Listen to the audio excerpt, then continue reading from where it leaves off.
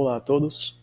Este é o primeiro vídeo de uma série de vídeos sobre a interpretação da Bíblia e como interpretá-la. Um dos maiores ataques ao cristianismo vem do fato que existem mais de 5.000 denominações cristãs que, logicamente, têm visões teológicas diferentes, mas que dizem ter um único livro como base, a Bíblia.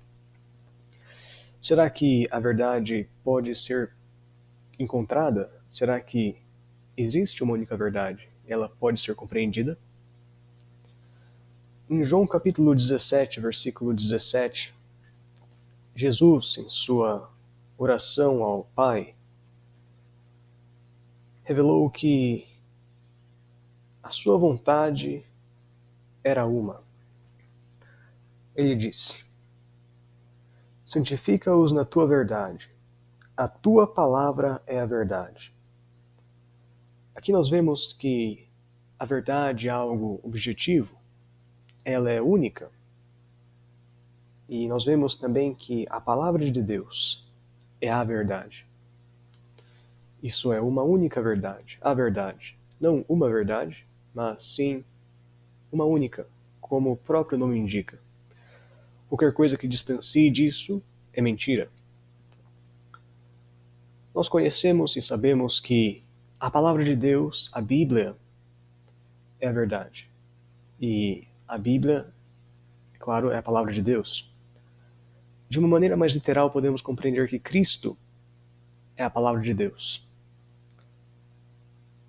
Pois Cristo é o caminho, a verdade e a vida. Cristo, Senhor Jesus, é o caminho que leva ao Pai, a verdade sobre o Pai e a vida que provém do Pai e é dada a cada um de nós.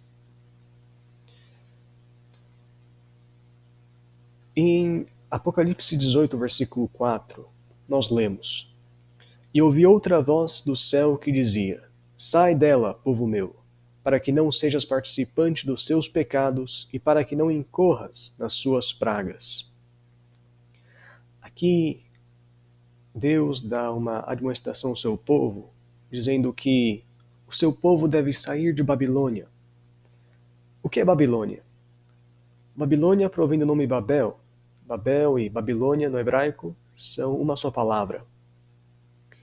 E que representa a confusão, pois somos lembrados da Torre de Babel e como as línguas foram confundidas naquela ocasião.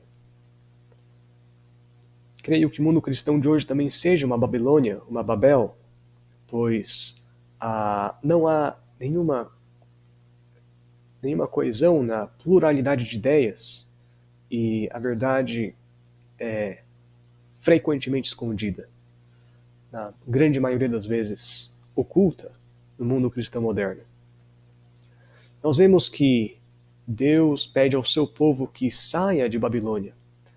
Nós vemos que quando alguém rejeita a verdade, quando alguém rejeita ou não busca a verdade, essa pessoa permanece nesse estado babilônico, em Babilônia. E quando alguém faz isso, isso constitui pecado. E isso incorrerá pragas. Pragas recairão, de acordo com Apocalipse 18:4, recairão sobre Babilônia. Então é por isso que devemos sair dela, sair desse estado de confusão e ignorância sobre o que é a verdade. Devemos buscar a verdade com todo o nosso coração, e então a encontraremos. Mas como buscar a verdade? Como compreender as Sagradas Escrituras?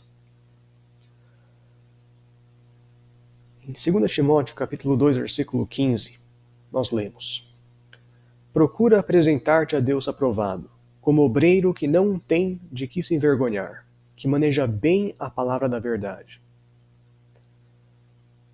Ora, se Deus nos pede para que manejemos bem a Bíblia, a palavra da verdade, então há uma possibilidade que não a manejamos bem. E isso só acarreta em vergonha.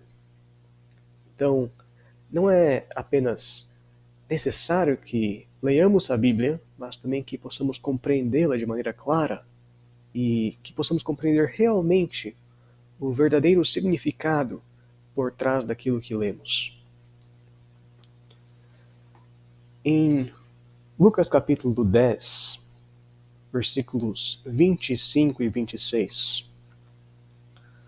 Lucas capítulo 10, Cristo já tem estado há algum tempo tentando ensinar aos seus seguidores, discípulos e apóstolos sobre o fato que ele é a palavra da vida, que no contexto do novo pacto, da nova aliança, nós devemos receber para que possamos ter a vida eterna. E em Lucas 10, versículos 25 e 26, lemos: Eis que se levantou um certo doutor da lei, tentando-o e dizendo: Mestre, que farei para herdar a vida eterna? E ele lhe disse: Que está escrito na lei? Como lês? Aqui vemos um homem que, como doutor da lei, pensa conhecer a verdade. Pensa ser conhecedor da lei, estudioso e aquele que se propõe a estudar com afinco e compreendê-la. Ele, entretanto, não consegue entender que a verdade está na frente dele e não aceita Jesus, pois vem tentando. Será que nós, na nossa leitura da Bíblia, somos como esse homem, como esse doutor da lei? Será que quando lemos a Bíblia, realmente buscamos a verdade ou buscamos apenas fundamentar aquilo que cremos, fundamentar e defender aquilo que nós já temos pré-concebido em nossa mente? Esse doutor da lei também faz uma pergunta muito importante. Ele pergunta: Mestre, que farei para herdar a vida eterna? Quando lemos a Bíblia, quando lemos mais especificamente João, capítulo 17, versículo 3, lemos: E a vida eterna é esta, que te conheçam, a ti só, por único Deus verdadeiro, e a Jesus Cristo a quem enviaste. E compreendemos que o conhecimento de Deus o Pai e seu Filho unigênito Jesus Cristo, o conhecimento deles, de quem eles são, isso constitui a vida eterna. Então, quando Cristo responde: Que está escrito na lei? Como lês? Nós podemos compreender que a lei, assim como de uma forma mais geral, toda a Bíblia, revelam a identidade de Deus, pois a identidade de Deus é a própria vida eterna. E é a partir de ler e compreender bem a Bíblia que podemos ter e receber a vida eterna. Nós notamos que não apenas temos que ler, pois Cristo pergunta: que está escrito na lei?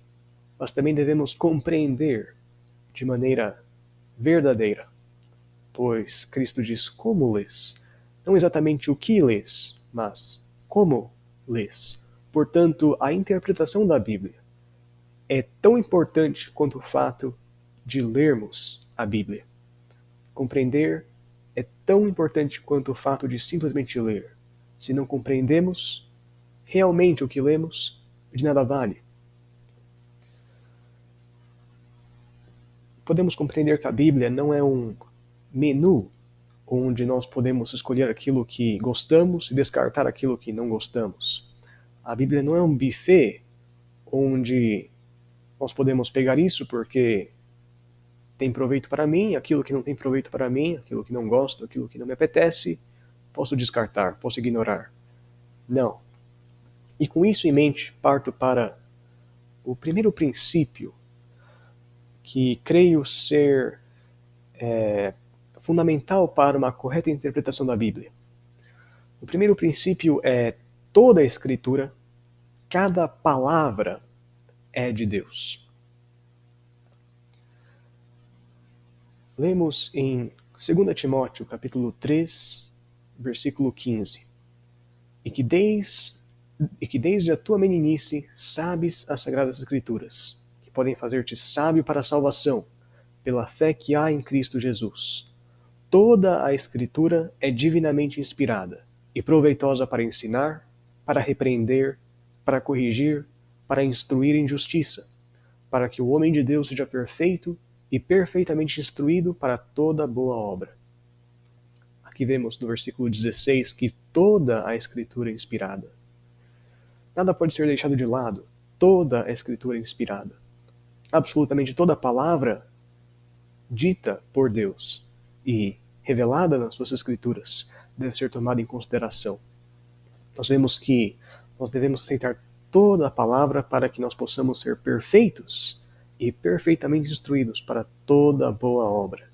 A Bíblia, mais importante que isso, é a compreensão da Bíblia e uma compreensão clara de cada palavra, sem deixar nada fora, é essencial para que possamos ser instruídos e feitos perfeitos, para realizar toda a obra perfeita. Lemos também em Mateus, capítulo 4, versículo 3. E nessa história, nesse capítulo, em Mateus capítulo 4, lemos sobre as tentações de Jesus. 41 dias antes desse incidente, das tentações de Jesus no deserto, o próprio Deus, o Pai, havia revelado ao seu Filho: Tu és o meu Filho amado, em quem me comprazo. A filiação de Jesus Cristo já havia sido claramente declarada 41 dias antes, porém, nesse versículo, nesse capítulo, Mateus capítulo 4, nós lemos que Satanás está tentando a Cristo para que ele prove ser filho de Deus pelas suas próprias obras, pela sua própria capacidade. E Satanás está tentando fazer com que Cristo duvide da palavra que já havia sido claramente declarada quanto à filiação de Deus e o seu valor. Tu és meu filho amado em quem me comprazo. Em Mateus capítulo 4, versículo 3, lemos: E chegando-se a ele, o tentador disse: Se tu és o filho de Deus, manda que estas pedras se tornem em pães. Ele, porém, respondendo, disse: Está escrito: Nem só de pão viverá o homem, mas de toda a palavra que sai da boca de Deus. Aqui, novamente, vemos que Cristo rebate a acusação de Satanás, a tentação de Satanás, com um está escrito. Ele rebate com aquilo que está escrito, com aquilo que procede da boca de Deus. Ele diz toda a palavra que sai da boca de Deus. Não só de pão viverá o homem, mas de toda a palavra que sai da boca de Deus. Toda a palavra presente nas Escrituras é necessária para que tenhamos vida. Cada palavra é vida e nada pode ser deixado de lado. Lemos também, na mesma página, Mateus capítulo 5, versículo 17. Não cuideis que vim destruir a lei ou os profetas. Não vim destruir, mas para cumprir. Porque em verdade vos digo que, até que o céu e a terra passem, nem um jota ou um tio jamais passará da lei, sem que tudo seja cumprido. Aqui nós vemos que, novamente, Jesus salienta a importância de cada palavra nas Escrituras.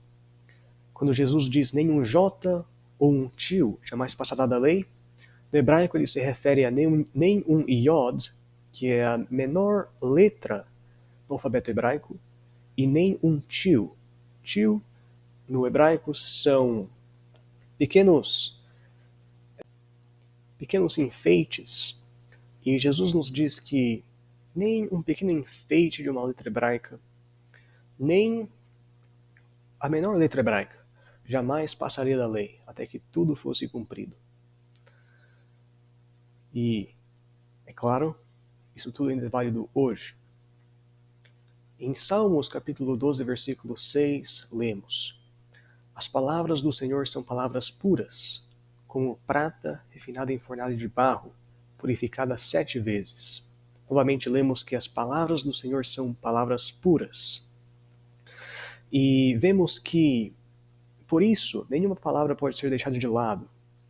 Toda a Escritura, cada palavra é de Deus, e toda a palavra de Deus é pura, como lemos em Provérbios capítulo 30, versículo 5.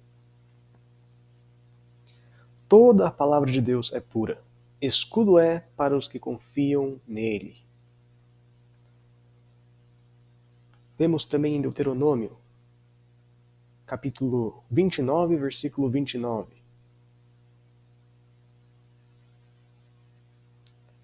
As coisas encobertas pertencem ao Senhor nosso Deus, porém as reveladas nos pertencem a nós e a nossos filhos para sempre, para que cumpramos todas as palavras desta lei. Vemos aqui em Deuteronômio 29, 29, que existem duas classes de coisas. Existem as coisas encobertas, que pertencem ao Senhor, mas também existem as coisas reveladas, e estas nos pertencem. Quando pensamos naquilo que foi revelado para nós, lembramos que Cristo revelou plenamente o Pai, e revelou a sua glória e o seu nome. Isso é o seu caráter, nome em hebraico significando caráter. Vemos que quando se trata de quem Deus é, de sua personalidade, de sua individualidade, de seu caráter, isso foi claramente revelado a nós através das suas Sagradas Escrituras. E isso, e nas Sagradas Escrituras, compreendemos o caráter de Deus para que nós cumpramos todas as palavras de sua lei.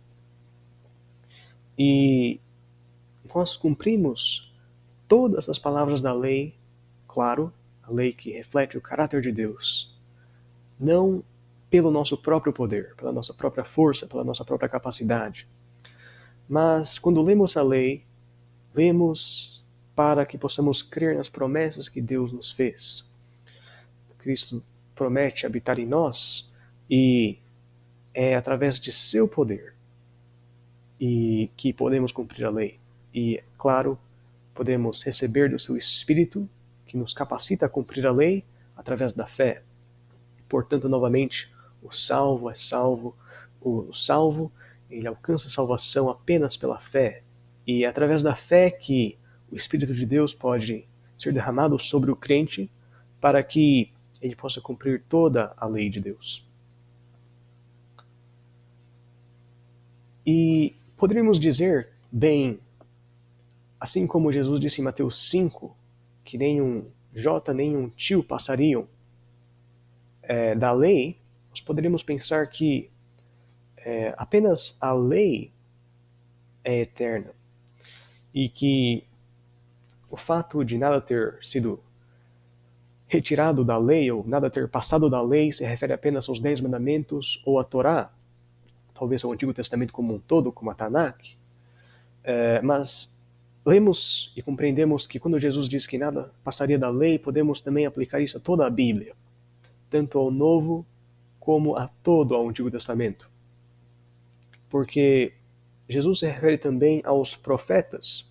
Em Mateus capítulo 5, versículo 17, Jesus disse: não cuideis que vem destruir a lei ou os profetas. Portanto, quando lemos nas Escrituras que nada passaria da lei, também consideramos os profetas. Nada também passaria do resto do Antigo Testamento. Todo o Antigo Testamento é válido, assim como também todo o Novo Testamento é válido. Nada passaria nem da lei, nem dos profetas.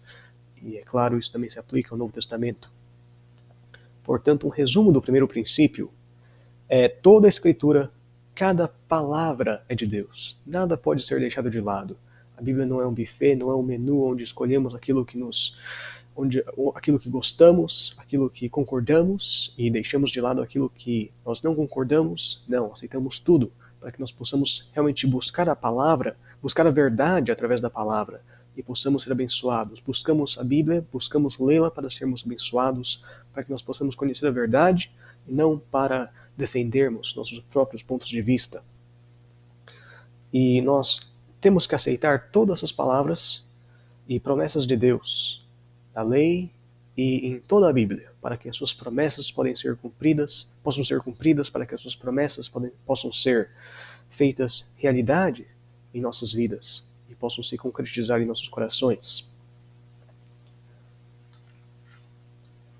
Com isso, parto para o segundo princípio. que é: não se pode adicionar nem remover. Nada pode ser retirado da Bíblia. Assim como toda palavra deve ser considerada, nada pode ser retirado, nada pode ser adicionado às Sagradas Escrituras. Nós lemos em Deuteronômio, capítulo 4, versículo 2. Não acrescentareis a palavra que eu vos mando, nem diminuireis dela, para que guardeis os mandamentos do Senhor vosso Deus, que eu vos mando. Isso nos diz claramente que nós não devemos nem acrescentar, nem diminuir, nem adicionar, nem retirar a palavra de Deus. Para que nós possamos guardar os mandamentos do Senhor, se nós acrescentarmos, se nós diminuirmos, retirarmos da palavra de Deus, isso nos incapacitará de guardar os mandamentos de Deus, através de seu Espírito, é claro. Em Apocalipse, capítulo 22, versículo 18, lemos: porque eu testifico a todo aquele que ouvir as palavras da profecia deste livro, que, se alguém acrescentar a estas coisas, Deus fará vir sobre ele as pragas que estão escritas neste livro. E se alguém tirar quaisquer das coisas do livro desta profecia, Deus tirará a sua parte do livro da vida, da cidade santa e das coisas que estão escritas neste livro. Aqui lemos novamente essa grave esta grave advertência: não acrescente nem tire de qualquer palavra dita na Bíblia. Porque se fizermos isso, ou recairão pragas sobre nossas pragas descritas nas Escrituras, ou será tirado de nós o direito de ter a nossa parte no livro da vida e na cidade santa e nas promessas que são dadas na Bíblia. Porque se considerarmos que a Bíblia é uma promessa para nós, se retirarmos dela, perderemos essa promessa e não poderemos receber qualquer parte do reino dos céus. E lemos também em Deuteronômio, capítulo 12, versículo 29. Quando o Senhor teu Deus desarraigar de diante de ti as nações, aonde vais a possuí-las, e as possuíres e habitares na sua terra, guarda-te que não te enlaces seguindo-as, porque depois que forem destruídas diante de ti, e que não perguntes acerca dos seus deuses, dizendo: assim como serviram estas nações os seus deuses, do mesmo modo também farei eu. Assim não farás ao Senhor teu Deus, porque tudo o que é abominável ao Senhor, o que ele odeia, fizeram eles a seus deuses, pois até seus filhos e suas filhas queimaram no fogo aos seus deuses. Tudo o que te ordeno observarás para fazer. Nada lhe acrescentarás nem diminuirás. Deuteronômio capítulo 12, versículos 29 a 32. Nós vemos novamente aqui que nós não podemos nem acrescentar nem diminuir das Escrituras. E por quê? Para que nós não sigamos deuses falsos, para que nós não façamos deuses à nossa própria imagem, deuses similares às nações pagãs, que foram retiradas da frente de Israel quando foi-lhe dada a terra prometida. Lemos também em Provérbios, capítulo 30, versículo 4. Quem subiu ao céu e desceu? Quem encerrou os ventos nos seus punhos? Quem amarrou as águas numa roupa? Quem estabeleceu todas as extremidades da terra? Qual é o seu nome? E qual é o nome de seu filho, se é que o sabes? Toda a palavra de Deus é pura. Escudo é para os que confiam nele. Nada acrescentes às suas palavras, para que não te repreenda e sejas achado mentiroso. Aqui vemos o primeiro princípio novamente, como mencionado, em Provérbios 30, versículo 5. Provérbios 30, versículo 4 e 5. Lemos que a palavra de Deus é pura, é escudo para os que nele confiam. Então vemos novamente o primeiro princípio, que toda a palavra de Deus deve ser tomada em consideração, porque todas as suas palavras são puras. E nós vemos também o segundo princípio, no versículo 6, Provérbios 30, versículo 6. Nada acrescentes às suas palavras, para que não te repreenda e sejas achado mentiroso. Um tremendo versículo ou versículos. E vemos que, se acrescentarmos as palavras, somos mentirosos e quebramos o nono mandamento. Também podemos dizer que, assim como a sua palavra é nosso escudo, como vemos no versículo 5, toda a palavra de Deus é pura, escudo é para os que confiam nele. Novamente vemos que também podemos dizer que Cristo é nosso escudo. Ele é aquele que toma sobre si as nossas enfermidades e nossas dores, como vemos em Isaías, capítulo 53, versículos 4 e 5, e em nossas angústias, em Isaías 63, versículo 9. Jesus Cristo é aquele que se interpôs para que o salário do pecado pudesse ser recebido por ele e nós pudéssemos receber vida eterna. Então podemos sim dizer que Cristo é nosso escudo e podemos também dizer que a palavra que procede dele, que reflete quem ele é, as Sagradas Escrituras, a Bíblia, também é nosso escudo. A palavra de Deus também serve para nos proteger dos dardos do maligno. Lemos isso também em Salmos, capítulo 18, versículo 30. O caminho de Deus é perfeito, a palavra do Senhor é provada, é um escudo para todos os que nele confiam. Então vemos aqui que a palavra do Senhor é provada, é um escudo. Novamente, a palavra do Senhor nos protege dos dardos do inimigo, como a Bíblia também diz. Salmos 91, versículo 4. Ele te cobrirá com as suas penas, e debaixo das suas asas te confiarás. A sua verdade será o teu escudo e broquel. Então vemos que as nossas armas espirituais são a Bíblia. Nosso escudo e nosso broquel, nossa espada. Vemos que o escudo é uma arma defensiva. E Cristo, sim, Cristo é nosso escudo. Cristo é nosso broquel. Mas também a sua palavra, novamente, aquilo que procede de sua boca, a espada de dois gumes afiada. Isso também é nosso escudo. E vemos também em Efésios, capítulo 6, versículo 16. Também nos revela que Cristo quer nos proteger dos dardos inflamados do inimigo. Então, sim, Cristo em primeiro lugar é nosso escudo. E também, em segundo lugar, a palavra de Deus, a Bíblia, nos protege dos dardos inflamados do inimigo. Lemos também em Salmos 91:4, que quando diz, a sua verdade será o teu escudo e broquel, esse trecho também pode ser traduzido como a sua verdade é teu escudo e broquel. Então, quando rejeitamos a Bíblia, removemos qualquer parte dela, removemos ou adicionamos a ela, estamos nos colocando fora dessa armadura. Um braço, uma perna, e estamos à mercê do inimigo. Como resumo do segundo princípio, podemos dizer que nada pode ser adicionado nem removido nas Sagradas Escrituras. Portanto, o primeiro princípio é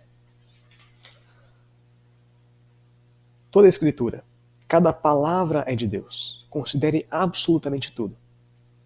E o segundo princípio é não se pode nem adicionar, nem subtrair das Sagradas Escrituras. Com isso, partimos ao terceiro princípio. Este vídeo se dedicará aos 3 primeiros princípios. E o terceiro princípio diz, não se pode contradizer. Nós não podemos contradizer as Escrituras. Não podemos falar algo que vá contra, que contradiga ou que crucifique a palavra de Deus. Não podemos contradizer as declarações dadas a nós nas Sagradas Escrituras. Lemos em João capítulo 10, versículos 25 a 36. Respondeu-lhe Jesus, já vô-lo tenho dito, e não o credes. As obras que eu faço em nome de meu Pai, essas testificam de mim. Mas vós não credes porque não sois das minhas ovelhas. Como já vos tenho dito, as minhas ovelhas ouvem a minha voz, e eu as conheço, e elas me seguem, e dou-lhes a vida eterna, e nunca hão de perecer, e ninguém as arrebatará da minha mão. Meu Pai, que mas deu, é maior do que todos, e ninguém pode arrebatá-las da mão de meu Pai. Eu e o Pai somos um. Os judeus pegaram então outra vez em pedras para o apedrejar. Respondeu-lhe Jesus: Tenho-vos mostrado muitas obras boas procedentes de meu Pai. Por qual destas obras me apedrejais? Os judeus responderam, dizendo-lhe: Não te apedrejamos por alguma obra boa, mas pela blasfêmia, e porque, sendo tu homem, te fazes Deus a ti mesmo. Respondeu-lhe Jesus: Não está escrito na vossa lei? Eu disse: Sois deuses? Pois se chamou os deuses aqueles a quem a palavra de Deus foi dirigida, e a Escritura não pode ser anulada.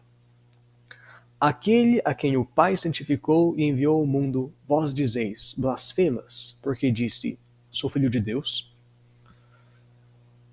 Aqui vemos, nesses extensos versículos, que a Escritura não pode ser anulada. E nesse contexto, a Bíblia se refere a quando os fariseus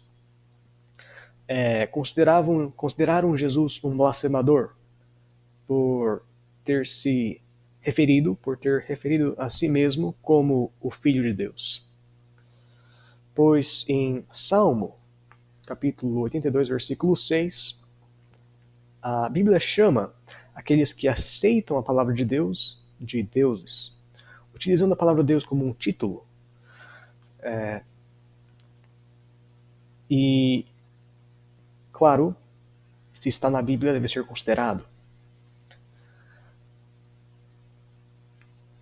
Os fariseus acharam um absurdo Jesus se chamar de Filho de Deus, porém o próprio Deus chama aqueles que aceitam a sua palavra de deuses, dando-lhes autoridade, assim como foi dada a autoridade a Moisés